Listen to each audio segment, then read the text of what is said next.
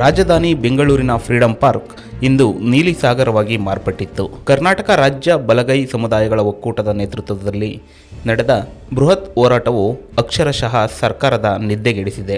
ಒಳ ಮೀಸಲಾತಿ ಕುರಿತ ನ್ಯಾಯಮೂರ್ತಿ ನಾಗಮೋಹನ್ ದಾಸ್ ಸಮಿತಿಯ ವರದಿ ಅವೈಜ್ಞಾನಿಕ, ಪಕ್ಷಪಾತದಿಂದ ಕೂಡಿದ್ದು, ಕೂಡಲೇ ವರದಿ ತಿರಸ್ಕರಿಸುವಂತೆ ಪ್ರತಿಭಟನಾಕಾರರು ಸರ್ಕಾರವನ್ನು ಆಗ್ರಹಿಸಿದರು. ಇವತ್ತಿನ ದಿವಸ ನಮ್ಮ ನಾಗಮೋಹನ್ ದಾಸ್ರವರ ಒಂದು ಆಯೋಗದಲ್ಲಿ ಆಗಿರೋಂಥ ತೊಂದರೆ ವಿಚಾರವಾಗಿ ನಮ್ಮ ಬಲಗೈ ಸಮುದಾಯಕ್ಕೆ ಆಗಿರೋಂಥ ಅನ್ಯಾಯನ ಕುರಿತು ಈ ದಿನ ನಾವು ಒಂದು ಬೃಹತ್ ಪ್ರತಿಭಟನೆಯನ್ನು ಹಮ್ಮಿಕೊಳ್ಳಲಾಗಿತ್ತು. ಹಾಗಾಗಿ ಹಿಂದೆ ಏನು ನಮ್ಮ ಸರ್ಕಾರಗಳು ನಡ್ಕೊಂಬಂದಂಥ ಒಂದು ಒಳ ಮೀಸಲಾತಿ ಯೋಜನೆಗಳನ್ನು ಅನುಷ್ಠಾನಗೊಳಿಸದೆ ಹೊಸದಾಗಿ 6% 5% ಅಂತ ಕೊಟ್ಟಂಥ ಒಂದು ಸನ್ನಿವೇಶನ ಕೆಲವು ಸಮುದಾಯದವರು ಅದನ್ನೇ ಒಡಂಬಡಿಕೆಯಾಗಿ ಇಟ್ಕೊಂಡು ನಮ್ಮ ಸಮುದಾಯಕ್ಕೆ ಅನ್ಯಾಯ ಆಗ್ತಾ ಇರ್ತಕ್ಕಂಥ ಒಂದು ಸನ್ನಿವೇಶನ ನಾವು ಈ ದಿನ ನಮ್ಮ ಬಲಗೈ ಸಮುದಾಯದವರು ಎತ್ತಿಡಿತಾ ಇದ್ದೀವಿ. ಬಲಗೈ ಸಮುದಾಯವನ್ನು ವ್ಯವಸ್ಥಿತವಾಗಿ ಹತ್ತಿಕ್ಕುವ ಸಂಚು ಒಳ ಮೀಸಲಾತಿ ವರದಿಯಲ್ಲಿ ನಡೆದಿದೆ ಎಂದು ಕಿಡಿಕಾರಿದ ಮುಖಂಡರು ಕೂಡಲೇ ವರದಿ ಮರುಪರಿಶೀಲನೆ ನಡೆಸಬೇಕು ಎಂದು ಆಗ್ರಹಿಸಿದರು. ಬೆಂಗಳೂರಿನಲ್ಲಿ 10 ಲಕ್ಷಕ್ಕೂ ಹೆಚ್ಚು ಬಲಗೈ ಸಮುದಾಯದ ಜನರಿದ್ದಾರೆ. ಆದರೆ ಆಯೋಗ ಕೇವಲ 3 ಲಕ್ಷ ಜನರನ್ನಷ್ಟೇ ತೋರಿಸಿದೆ. ಇದು ತರಾತುರಿಯಲ್ಲಿ ಮಾಡಿದ ದೋಷಪೂರಿತ ವರದಿ. ಕೇಂದ್ರದ ಜನಗಣತಿ ಬರುವವರೆಗೂ ಸರ್ಕಾರ ಯಾವುದೇ ತೀರ್ಮಾನ ಕೈಗೊಳ್ಳಬಾರದು ಎಂದು ಮುಖಂಡರು ಆಗ್ರಹಿಸಿದರು. ಸರ್ಕಾರವು ನಾಗಮೋಹನ್ ದಾಸ್ ಆಯೋಗಕ್ಕೆ ಸ್ಪಷ್ಟ ನಿಬಂಧನೆಗಳನ್ನು ವಿಧಿಸಿತ್ತು. ಆದಿ ಕರ್ನಾಟಕ, ಆದಿ ಆಂಧ್ರ, ಆದಿ ದ್ರಾವಿಡ ಮುಂತಾದ ಮೂಲ ಜಾತಿಗಳ ದತ್ತಾಂಶ ಸಂಗ್ರಹಿಸುವುದು ಆಯೋಗದ ಕರ್ತವ್ಯವಾಗಿತ್ತು. ಆದರೆ ಆಯೋಗವು ವೈಜ್ಞಾನಿಕ ಕೆಲಸ ಮಾಡದೆ ಕೇವಲ 2-3 ತಿಂಗಳಲ್ಲಿ ತರಾತುರಿಯಲ್ಲಿ ವರದಿ ನೀಡಿದೆ. ಸುಪ್ರೀಂ ಕೋರ್ಟ್ನ ತೀರ್ಪಿನ ಪ್ರಕಾರ ಒಳ ಮೀಸಲಾತಿ ನೀಡುವ ಮೊದಲು ಆಯಾ ಸಮುದಾಯಗಳ ಪ್ರಾತಿನಿಧ್ಯದ ಬಗ್ಗೆ ಸರಿಯಾದ ದತ್ತಾಂಶ ಇರಬೇಕು. ಆದರೆ ಇಲ್ಲಿ ದತ್ತಾಂಶಗಳೇ ದೋಷಪೂರಿತವಾಗಿವೆ ಎಂದು ದೂರಲಾಗಿದೆ. ನ್ಯಾಯಮೂರ್ತಿ ನಾಗಮೋಹನ್ ದಾಸ್ ವರದಿಯನ್ನು ಸರ್ಕಾರ ಕೂಡಲೇ ತಿರಸ್ಕರಿಸಬೇಕು. ಪರಿಶಿಷ್ಟ ಜಾತಿಯ ಕುಟುಂಬಗಳ ಮರು ಸಮೀಕ್ಷೆಯನ್ನು ಪಾರದರ್ಶಕವಾಗಿ ನಡೆಸಬೇಕು ಎಂಬುದು ಸಮುದಾಯದ ಆಗ್ರಹವಾಗಿದೆ.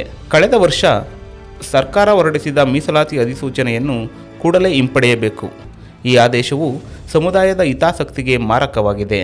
ಸರ್ಕಾರವು ಎ, ಬಿ, ಸಿ ಮತ್ತು ಡಿ ಎಂದು ವರ್ಗೀಕರಿಸಿರುವುದು ಸಮುದಾಯದ ಅಸಮಾಧಾನಕ್ಕೆ ಕಾರಣವಾಗಿದೆ. ವರ್ಗೀಕರಣದ ಬದಲು ಮೂಲ ಜಾತಿ ಹೆಸರಿನಲ್ಲೇ ಪ್ರಮಾಣ ಪತ್ರಗಳನ್ನು ನೀಡಬೇಕು. ಈಗಾಗಲೇ ನೀಡಿರುವ ಕಾಯಂ ಜಾತಿ ಪ್ರಮಾಣ ಪತ್ರಗಳನ್ನು ಯಾವುದೇ ಷರತ್ತಿಲ್ಲದೆ ಮಾನ್ಯ ಮಾಡಬೇಕು ಎಂಬುದು ಸಮುದಾಯದ ಬೇಡಿಕೆಯಾಗಿದೆ. ಸಮುದಾಯಕ್ಕೆ ಆಗುತ್ತಿರುವ ಅನ್ಯಾಯಗಳನ್ನು ನಾವು ಸಹಿಸುವುದಿಲ್ಲ. ಹಳೆಯ ಮೀಸಲಾತಿ ಪದ್ಧತಿಯೇ ಮುಂದುವರಿಯಬೇಕು ಅಥವಾ ವೈಜ್ಞಾನಿಕ ದತ್ತಾಂಶದ ಆಧಾರದ ಮೇಲೆ ನ್ಯಾಯಯುತ ಹಂಚಿಕೆಯಾಗಬೇಕು. ಮುಖ್ಯಮಂತ್ರಿ ಸಿದ್ದರಾಮಯ್ಯ ಅವರು ಸಮುದಾಯದ ಬೇಡಿಕೆಗಳಿಗೆ ಸ್ಪಂದಿಸಬೇಕು. ಇಲ್ಲವಾದಲ್ಲಿ ಈ ಹೋರಾಟವು ರಾಜ್ಯಾದ್ಯಂತ ಉಗ್ರ ಸ್ವರೂಪ ಪಡೆದುಕೊಳ್ಳಲಿದೆ ಎಂದು ಎಚ್ಚರಿಕೆ ನೀಡಲಾಗಿದೆ.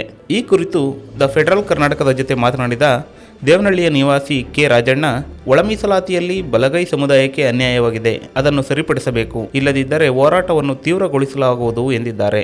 ಈಗಿನ ಸರ್ಕಾರ ನಮ್ಮ ಬಲಗೈ ಸಮುದಾಯಕ್ಕೆ ಆಗ್ತಾ ಇರತಕ್ಕಂಥ ಅನ್ಯಾಯವನ್ನು ಖಂಡಿಸಿ ನಮಗೆ ನ್ಯಾಯ ಕೊಡಿಸಬೇಕಾಗಿ ಸರ್ಕಾರಕ್ಕೆ ಈ ದಿನ ಮನವಿಯನ್ನು ಮಾಡ್ತಾ ಇದ್ದೀವಿ. ಮುಂದಿನ ದಿನಗಳಲ್ಲಿ ನಾವು ಇನ್ನೂ ಬೃಹತ್ವಾದಂಥ ಹೋರಾಟವನ್ನು ನಡೆಸೋಕೆ ನಾವು ರೆಡಿ ಇದ್ದೀವಿ ಅಂತ ನಾವು ಈಗ ನಾವು ಮಾಡ್ತಾ ಇದ್ದೀವಲ್ಲ, ಇದೇ ರೀತಿ ನಮ್ಮ ಎಲ್ಲ ರಾಜ್ಯದಲ್ಲಿ ಇರ್ತಕ್ಕಂಥ ನಮ್ಮ ಬಲಗೈ ಸಮುದಾಯದವ್ರನ್ನ ಒಂದು ಕಡೆ ಸೇರಿಸಿ ನಾವು ಇನ್ನೂ ಬೃಹತ್ವಾದ ಒಂದು ಹೋರಾಟ ನಡೆಸಬೇಕು ಅಂತ ನಾವು ಡಿಸೈಡ್ ಮಾಡಿದ್ವಿ. ಒಟ್ಟಿನಲ್ಲಿ ಒಳ ಮೀಸಲಾತಿ ವಿಚಾರದಲ್ಲಿ ಬಲಗೈ ಸಮುದಾಯ ತೋರಿಸಿದ ಈ ಒಗ್ಗಟ್ಟು ಸರ್ಕಾರದ ಮುಂದಿರುವ ದೊಡ್ಡ ಸವಾಲಾಗಿದೆ. ಕೇಂದ್ರದ ಜಾತಿ ಗಣತಿ ವರದಿ ಬರುವವರೆಗೂ ಮೀಸಲಾತಿ ಹಂಚಿಕೆಗೆ ಕಡಿವಾಣ ಹಾಕಬೇಕೆಂದು ಪಟ್ಟು ಹಿಡಿದಿರುವ ಸಮುದಾಯದ ಹೋರಾಟಕ್ಕೆ ನ್ಯಾಯ ಸಿಗಲಿದೆಯೇ ಎಂಬುದನ್ನು ಕಾದು ನೋಡಬೇಕು.